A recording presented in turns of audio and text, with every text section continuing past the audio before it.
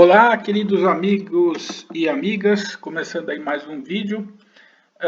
Bom, esse vídeo, na realidade, assim, eu ia fazer um vídeo hoje sobre por que as pessoas detestam tanto os traders, né?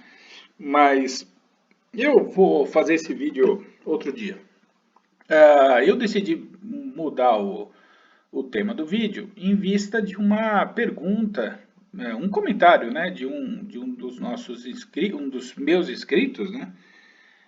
Falando do Picube, por que você parou de operar, né, daquele jeito, né? Apesar de eu já ter feito outros vídeos falando por que eu decidi mudar a forma de operar, a resposta que eu tenho é que, com o passar do tempo, eu decidi abrir mão de uma estratégia que eu desenvolvi totalmente por conta própria, né?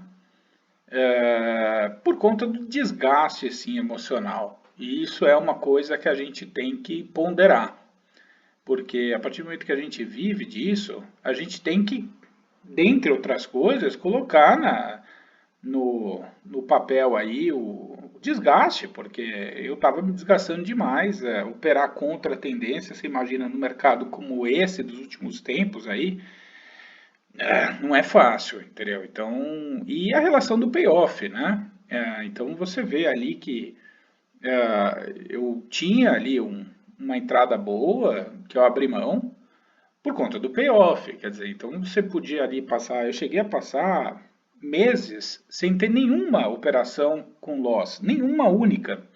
Poderia até comprovar isso, mas enfim, passar, sei lá, 6 meses sem ter uma operação com loss, mas porque eu não usava o stop loss, né? E, e o que acontece, né? A questão do payoff, quer dizer, esses trades que eu chegava até dormir posicionado muitas vezes, que não tem nada contra você dormir posicionado, depende do tamanho, e é óbvio que no mercado dos últimos tempos você tem que ser maluco, né? Dormir posicionado, mesmo com a mão pequena, né? Mas quantos trades ali que faziam parte desse 100% de acerto, que, por exemplo, eu chegava a perder, sei lá, 30 mil reais e revertia. Quer dizer, isso porque eu ficava posicionado, às vezes, com 200, 300 contratos por horas ali, né? E o desgaste de você ficar posicionado 10 minutos com 200 contratos é um desgaste absurdo, né? E você passar uma tarde inteira ou dormir posicionado pesado é muito difícil. Então isso tem muito a ver também com o meu tamanho, né? Eu não tenho financeiro suficiente para comer o bolo depois, né? Que eu falava, porque assim, o ideal da estratégia do preço médio, de operar contra a tendência, é que você tenha um tamanho de posição compatível com o seu cacife. Então, eu poderia perfeitamente operar, mesmo no mercado desse atual, da forma que eu operava antes. Só que eu teria um payoff ruim, quer dizer, então, os trades que davam certo, eu ganhava pouco. E os trades que davam errado, eu me expunha muito ao risco e eu não comia o bolo depois, eu não comia o filé mignon. Porque quando você tem um trade que você está perdendo, sei lá, 20 mil reais e você consegue reverter para o gain, o fato de você sair no break-even, quer dizer, em vez de você estar perdendo 20 mil, você está perdendo zero, já é um belíssimo gain, entendeu? E eu não comi o bolo, porque era ali que começava a festa.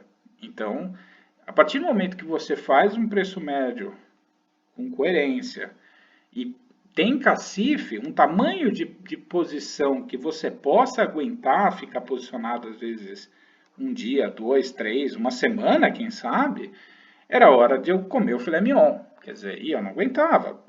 Tanto pela questão do tamanho da mão, que eu andava com a mão muito pesada, e não tinha como ser diferente, ainda mais no mercado como hoje. Quer dizer, eu não poderia, por exemplo, no mercado como hoje, fazer reversão de 4 mil pontos, 5 mil pontos,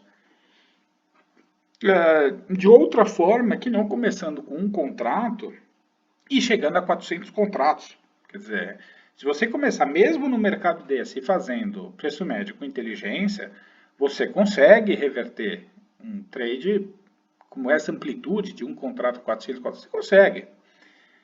Só que é uma exposição ao risco muito grande. Os trades que eu vou ganhar com, sei lá, grandes ajustes ali, fazendo o ajuste direitinho, no máximo com 10 contratos eu já conseguiria reverter o trade. Só que aquela coisa, os trades que dão errado, dão certo, eu vou ganhar pouco. Eu vou ganhar com 5 contratos, 10 contratos. O trade bom, de verdade, que é o trade com 100 contratos, que é a hora de você comer o filé mignon, você não aguenta, porque na hora que você chega a usar 100 contratos, você já está num loss enorme, entendeu? Então, é por isso, tá? Então, eu sei que tem muita gente que comenta isso e não entende, né? Por que eu poderia abrir mão de uma estratégia vencedora por outra. Quer dizer, então hoje, na verdade, eu enxergo como... eu não vejo sentido de, por exemplo, eu ficar relutando contra o mercado e não pegar uma carona com ele. Então, quantos trades eu passei que eu tinha 100% de convicção de que ele iria contra mim mais 200, 300, 500 pontos contra mim, e eu permaneci na ponta contrária, porque eu não queria estopar a operação, porque eu sabia que na maioria das vezes é sempre naquele momento que a gente estopa que o mercado volta, né, para o nosso lado, né? E esse inconformismo fazia com que, por exemplo, então, se eu tinha certeza que o mercado iria para determinado lado, então por que não pegar carona no mercado, em vez de ficar brigando ali para ganhar alguma coisa, para mostrar para mim mesmo que eu estava certo? Não, é melhor eu estar errado e ganhar dinheiro do que me expor a um risco e ter um, sei lá, um AVC, né? Então, ou quebrar, né? Então é por isso, tá bom? E assim, indo nessa linha, por que que eu... existe até vídeo que, se não me engano, eu até tirei do ar, falando por que que eu era contra o stop, né, o stop loss. E eu,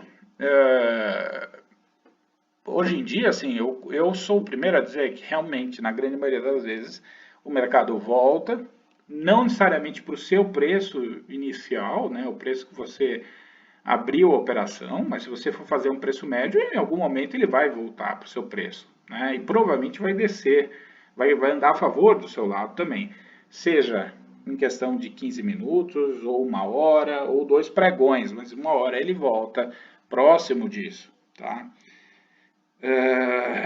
Mas eu estou dizendo isso porque, assim, por que que eu era contra o stop loss e passei a ficar a favor do stop loss, né? Por conta do seguinte, quer dizer, a grande questão que eu vou tentar dizer para vocês é que fique como um recado de alguém que já perdi, já reverti trade de 140 mil, já perdi 100 mil num dia no trade, já reverti inúmeros trades. E eu posso dizer com total segurança para vocês que nunca é tarde para estopar, entendeu? Num mercado como o de hoje, dia, que você tem oscilação de, por exemplo, que aconteceu ontem com o negócio do Sérgio Moro sair do governo, que o mercado chegou a ficar em circuit break e depois subiu 6 mil, 7 mil pontos totalmente fora sem ter o menor sentido, né?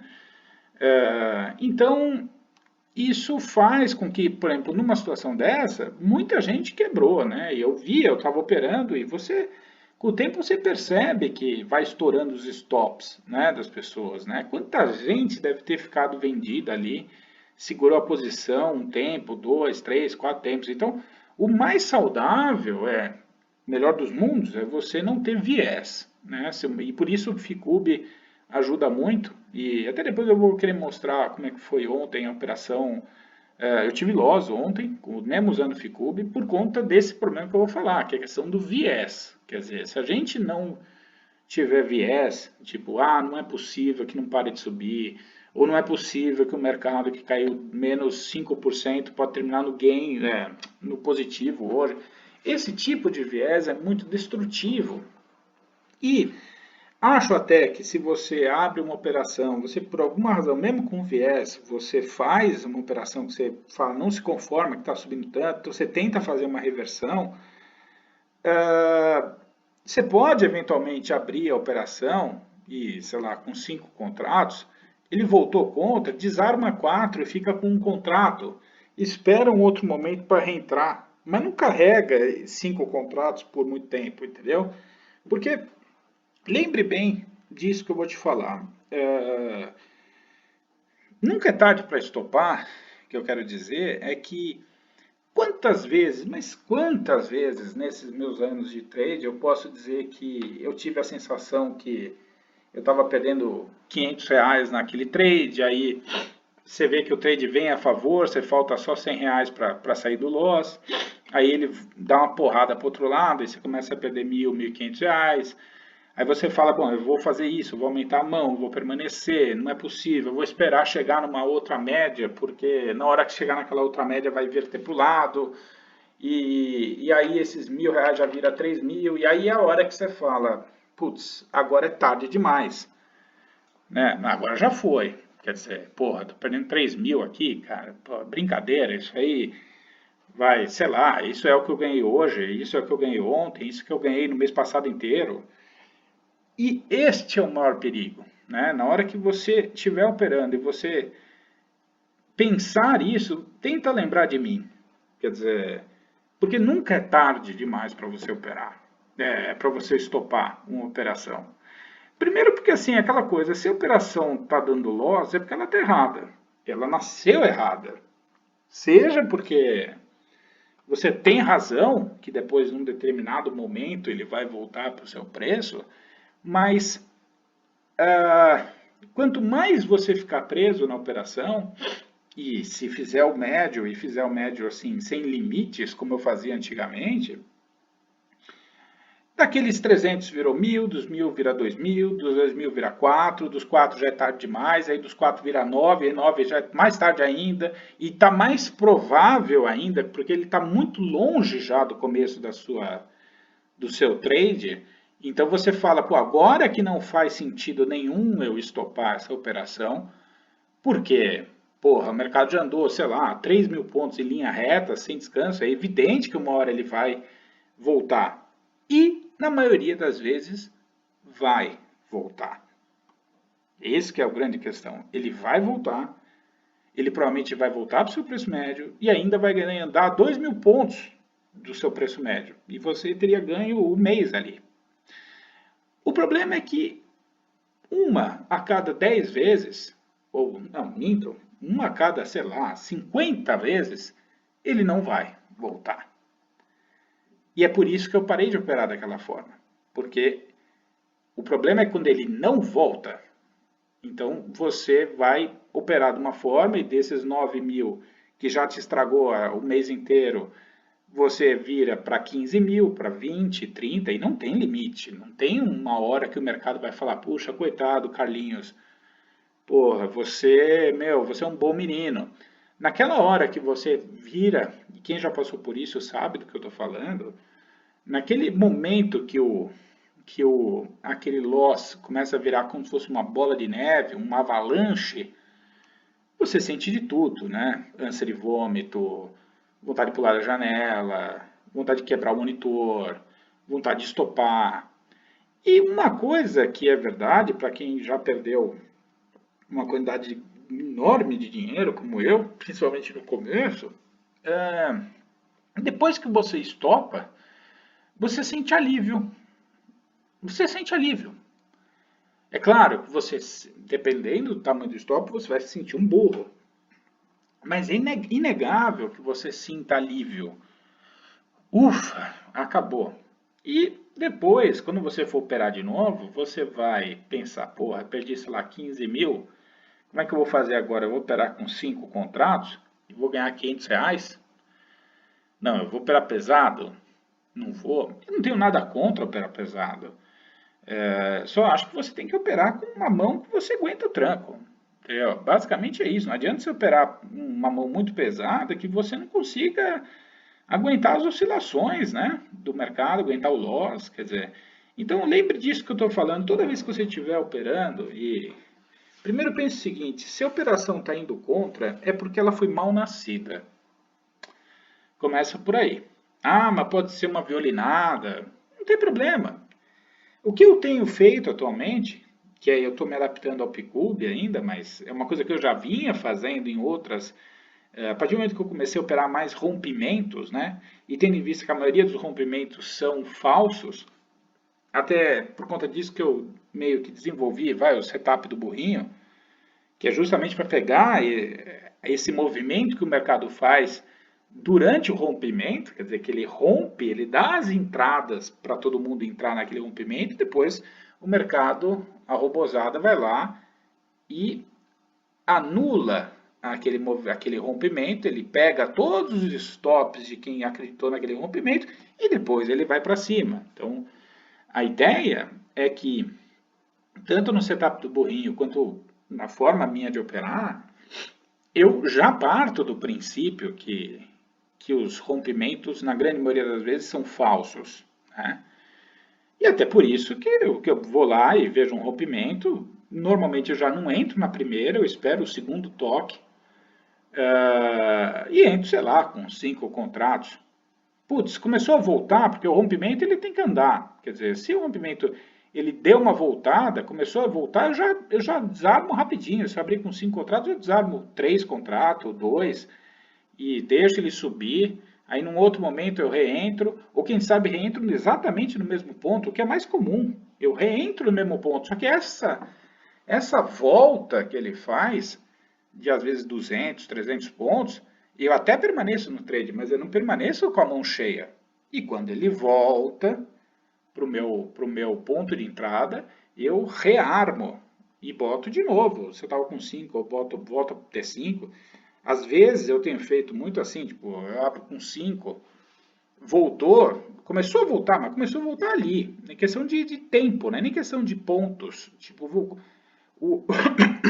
desculpa, o rompimento, ele tem que acontecer de forma quase que imediata. Senão não se chamava rompimento, ele tem que entrar e arregaçar os stops de todo mundo que estava na ponta contrária.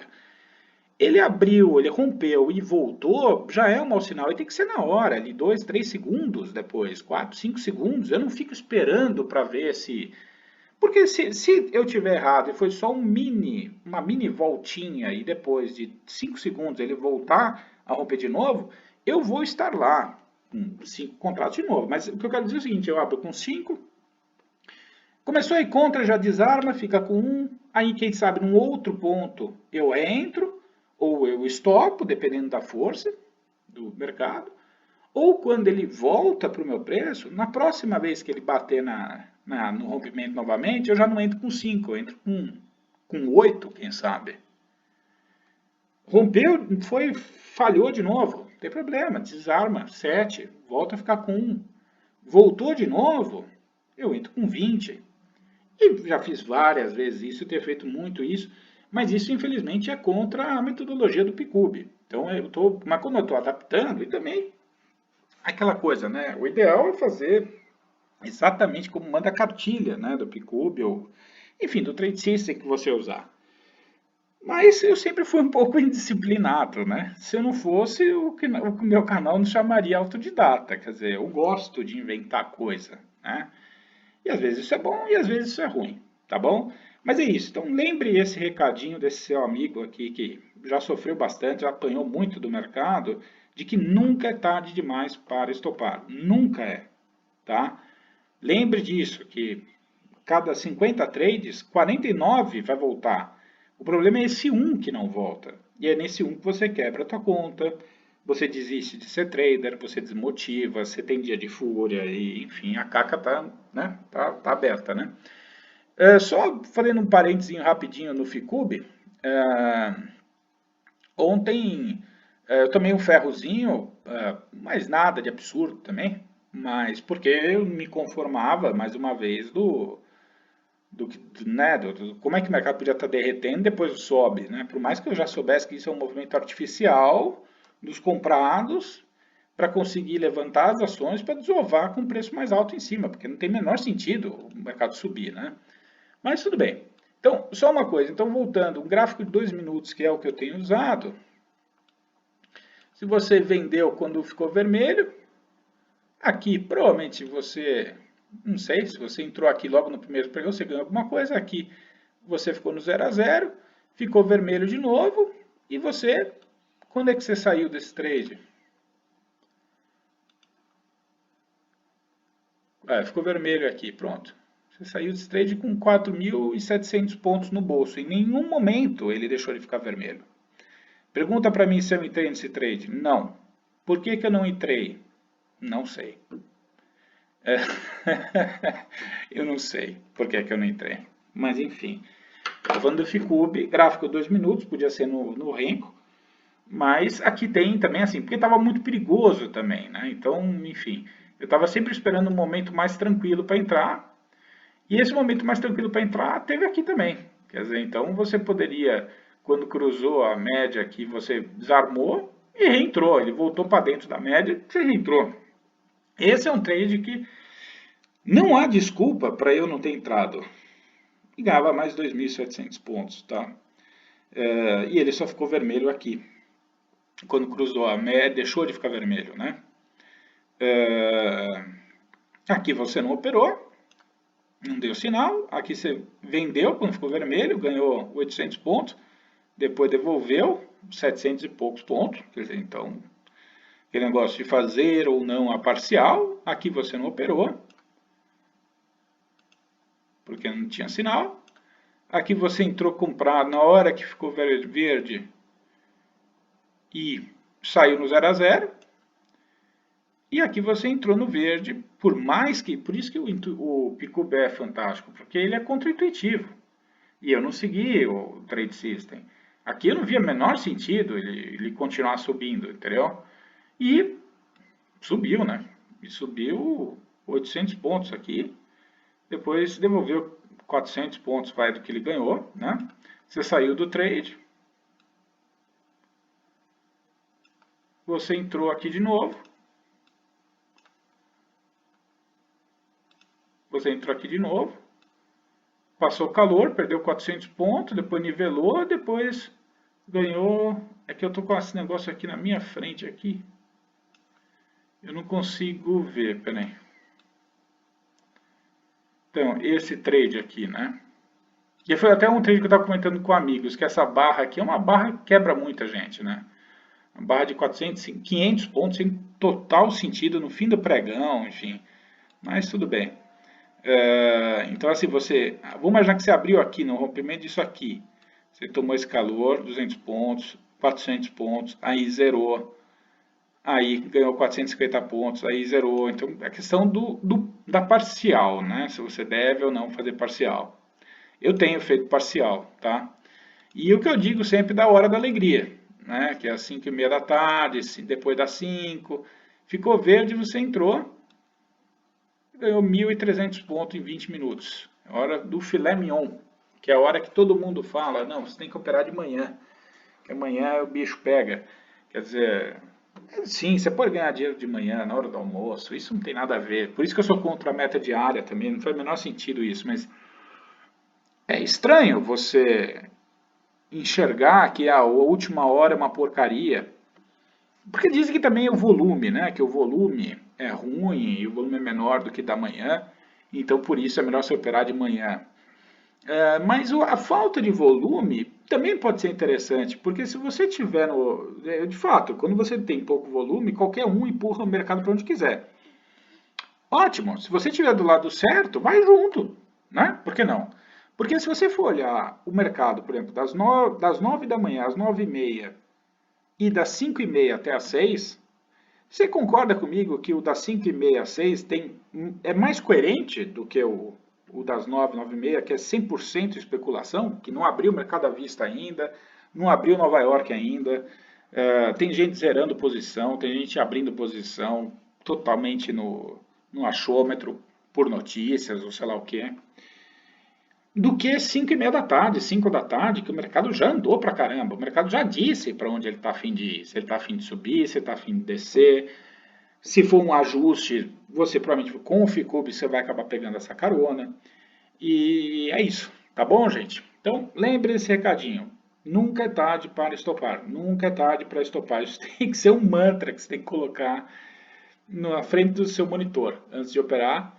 E boa sorte a todos aí. Um grande abraço.